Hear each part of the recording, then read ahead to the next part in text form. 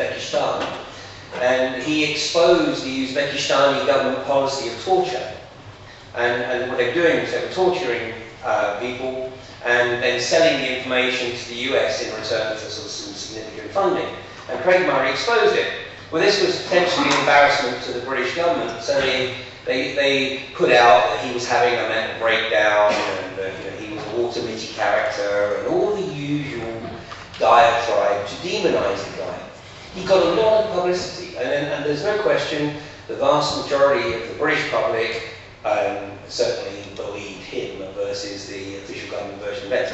He stood for election in a constituency which in theory he should have got a reasonable vote turnout. He got 800 votes. 800. The system is structured with all the marketing towards the mainstream parties. Now there's an individual in the UK who is prepared to put up the money to fund independent candidates in all 635 constituencies. Great idea, but my observation is it's going to be a waste of time, because the money could probably be better spent elsewhere. So my observation is if somebody really wants to go do it, let's not stand in their way. But I just somehow think that, from my perspective, it's a black hole, and it will suck your energy, and you will only end up being very, very disappointed at your inability to make an impact.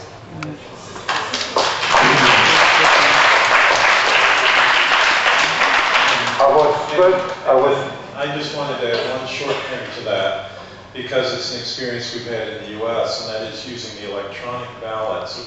They can so easily switch the votes that it doesn't matter if this gentleman had gotten 80,000 votes, they still would have come out as 800. As Joseph Stalin said, it doesn't matter who casts the ballots, it's who counts the ballots that counts.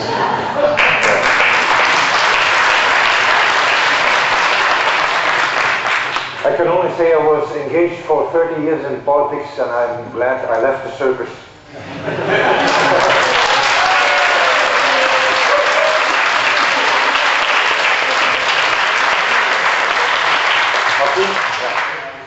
Martin, and then...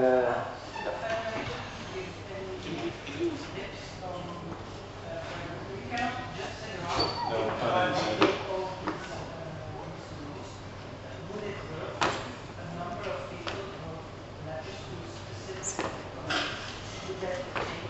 Well, it could... Sorry.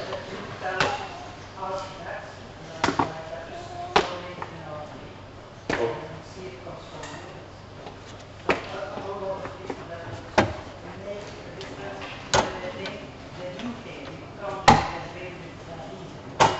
Right. Okay, for those of you who may not have heard it, I understood your question correctly. Is there some sort of coordinated campaign that can be done? Is that what you're talking about? A letter writing or something like that? Or asking questions to the people who are involved in the decision making? Okay. Well, on a lot of websites, like the Dr. Rath one and like our own, there are areas that you can go to actually get either a petition, in the case of Dr. Rath, or a sample letter in our case, that you can then use to fill out and send in. Now, I'll admit to you that most of ours are oriented towards America, but we're changing our website very soon to have it oriented towards the EU as well. We have some very smart Finnish guys and gals who will be changing our website to do that and make it very user-friendly. So we hope to have that up and running by January. And then we're also coming out with a Codex video as well to motivate people, just about 8 minutes long to go on YouTube, and to counteract some of this disinformation that's gone out. For instance, you've heard about the December 31, 2009 date from some people that that's when Codex takes effect, but it's not. It has absolutely nothing to do with Codex. Anyone who says that, you know to run the other way and go in opposite direction, because that's just applying to the European Union Food Supplements Directive. So it's an indicator of someone who's giving you false information. But anyway, to really answer your question, I would say that yes, that's a good way to do it, because like we said, politicians don't see the light, they just feel the heat. And the more heat they feel, the more they'll act the way we want them to act. Whether they want to or not, we have to force them to act our way. And that's what we need to do. So we'll be orienting our website more and more towards that direction because it's a good way to go. Could you please comment on the work of Jackson Dr. I'll save Scott the embarrassment. Yeah. I will allow Scott to be diplomatic, but watch his body language. Rima Leber and her husband, Major General Albert Stubblebine. First of all, what you need to know is Major General Albert Stubblebine spent his entire military career in psychological operations. He's actually the subject of a book by a British journalist called John Ronson, which has now been turned into a film. The film is called The Men Who Stare at Goats. I don't think you need to go see the film to get a perspective of Major General Albert Stubblebine, but do read the book. Rima is a classic example of controlled opposition.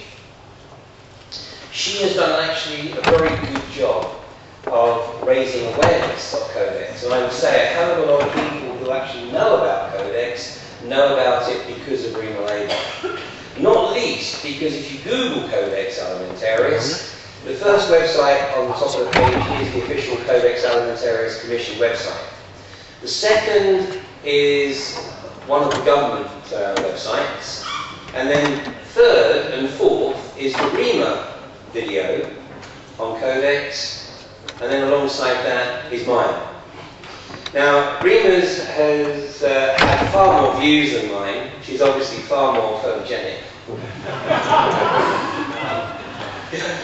But what she puts out there is 90% good information. The classic disinformation or misinformation is the December 31st date, which she is now backpedaling from and even actually claiming personal victory for her Natural Solutions Foundation because the date isn't going to be at the big bang that she was predicting. What she was doing was getting everybody's attention. And the giveaway is, if you take a look on her website, it says, we need $40,000 a month to continue with our work. Now let me tell you, this guy could do a hell of a lot of damage with $40,000 a month. Right? And what Rima and Bert are doing is flying around the world in first class aircraft seats, staying in 5-star hotels. And you notice on Scott's slide, he was talking about the attendees of the Codex meetings, and it said members of the public, very few. Well, when Rima and Bert attend Codex meetings, guess where they're sitting? In the public gallery.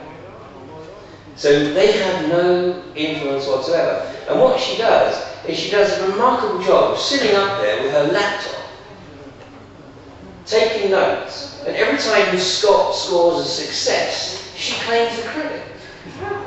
I mean, it's just completely outrageous, but it's very effective because somebody, or a lot of people, are giving the money. But it's a black hole. This is how controlled opposition works. You set up something that is credible, that looks as though it's actually going to make a difference. You suck money into it, and what you're actually doing is you're sucking money away from the people that truly can make a difference. Yeah? So again, don't take anything that I've said at face value here. Paul Anthony Taylor has actually written some very interesting articles about Rima's behaviour. And in fact, Paul and I had a little disagreement because I did feel that Paul went a bit over the top in one of his responses to Rima's behaviour. But on the other hand, I really do appreciate how frustrated and pissed off that Paul and Scott are at the way in which he goes about conducting business. Now, Scott, you don't have to say anything, but would you say that's a fair representation? Except for the 90%, I think 50%. The other 50% is total garbage. Okay. Other than that, I agree. Okay, we would like to Conclude? One last last question, Valentin? Loud and clear. Het is niet een question, het is een opmerking. Ja. Ik heb een jaar of 2 geleden ontdekt dat in Zwitserland geen president is. En dat men daar redelijk open staat tegenover 9/11 en tegenover natuurlijke grenswijzingen. En ik breng mij in verband met een bestuursvorm die gepaard gaat met elke 3 maanden een referendum. Elke 3 maanden krijgen alle burgers in Zwitserland de kans, 50% maximaal gebruik, om het tiental vragen te beantwoorden. We hebben wel degelijk partijen en een parlement.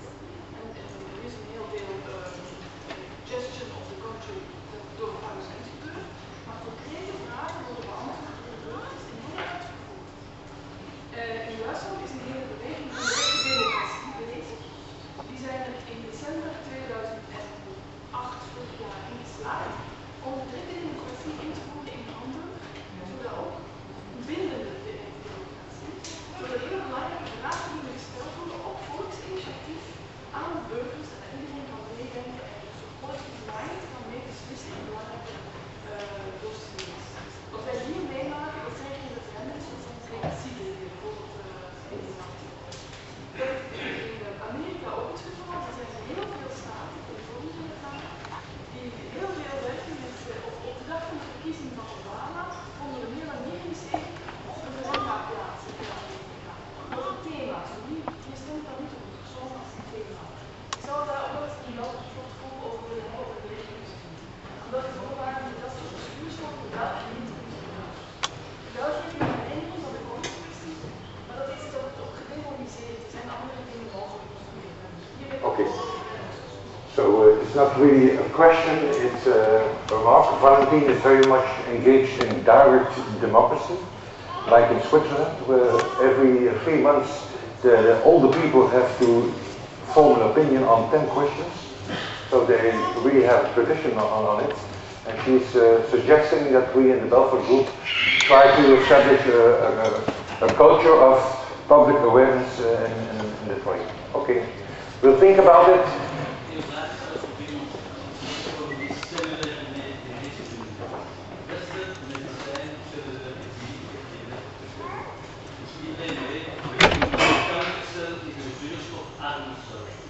En nu breng je nu jonge zuurstof in jezelf door bijvoorbeeld auto's te eten en zelf te weten die jongens heel belangrijk. Iedereen kan dat maken. Het zijn scheuken die zelf spreken op wat. Okay, but Kanker zou met de helft kunnen verminderd worden dan. with all respect, I would not like to end with cancer. You understand? Yeah. I think we can conclude.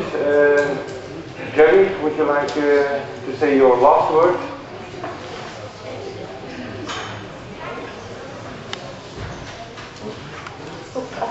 Okay. Okay.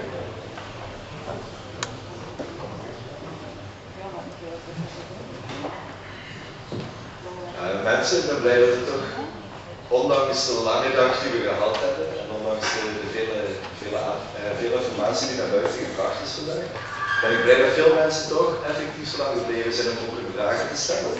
Ik bedank iedereen heel erg voor hier aanwezig te zijn. Ik hoop dat jullie effectief iets doen met de informatie die vandaag aangereikt is. En nogmaals, bedankt voor hier te zijn. Focus je aandacht in de toekomst zeker op belangrijke zaken. Probeer allemaal zeker de e-mailadres achter te laten om het contact met de Belfort Group te blijven houden. Dus dat we samen kunnen doorgroeien naar de toekomst toe. Ik wil graag erbij zeggen, ik geloof zelf ook dat ondanks de gekte van de wereld, dat de wereld op zijn kop staat. Die staat niet voor niks op zijn kop. We worden niet allemaal bewust op dit moment dat die op zijn kop staat. Het leidt allemaal ergens toe. Dus dit is een proces waar we aan het ondergaan zijn om op een goed punt te komen. En ik geloof dat we samen, als we daar goed aan werken, op een goed punt kunnen komen. Dus bedankt allemaal namens de